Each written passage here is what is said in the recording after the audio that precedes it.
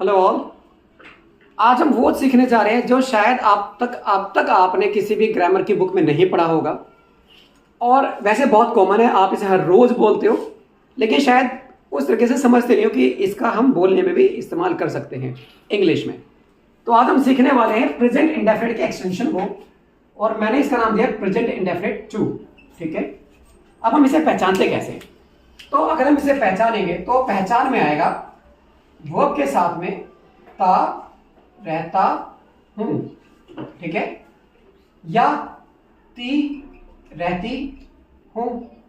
जब ऐसा आएगा तो वहां पर जो सब्जेक्ट होगा वो हमेशा आई होगा।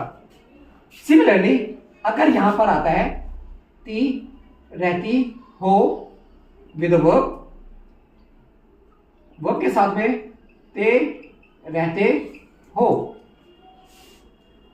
इसी वर्ब के साथ में जब आएगा तो यहां पर यह यू होगा, सब्जेक्ट यू आएगा, वाई ओ यू। इसी वर्ब के साथ में आएगा ते रहते हैं, तो यहां पर जो सब्जेक्ट्स होंगे वो कौन होंगे? वो होंगे हम, वो होंगे वे, और वो होंगे प्लूरल्स। प्लूरल्स क्या होते हैं? जो एक से ज्यादा होते हैं। तो इसका रूल क्या होगा? इसका रूल होगा सब्जेक्ट कीप ऑन, आप कीप से भी काम चला सकते, जरूरी नहीं ऑन लगाओ, with the verb ing with the verb and object। ठीक है, मैं एक एग्जांपल ले लेता हूं जल्दी से।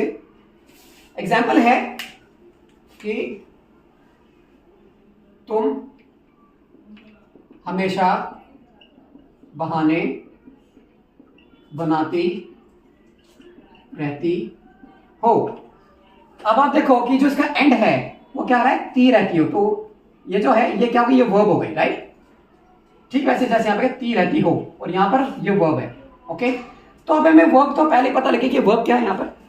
अब हम इस वर्ब से पूछते हैं कौन है जो बनाता है, मीन्स बहाने बनाता है, कौन है? और तो आंसर आएगा आपका, जो आंसर आएगा वो सब्जेक्ट हो जाएगा, राइट? तो आंसर कौन है? तुम।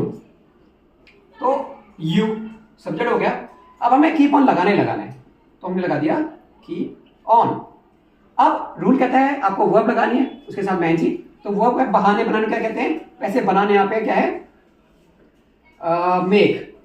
तो मेक के साथ आ गया ING, making. You keep on making. अब बहाने का मतलब क्या है? हम ऐसी कोई बात कर रहे हैं जो झूठा है, मतलब वो बात सच्ची नहीं है, इसलिए इसको क्या बोलेंगे? लेम, एक्सक्यूजेस। तो you keep on making lame excuses हमेशा क्या बोलते हैं? ऑलवेज।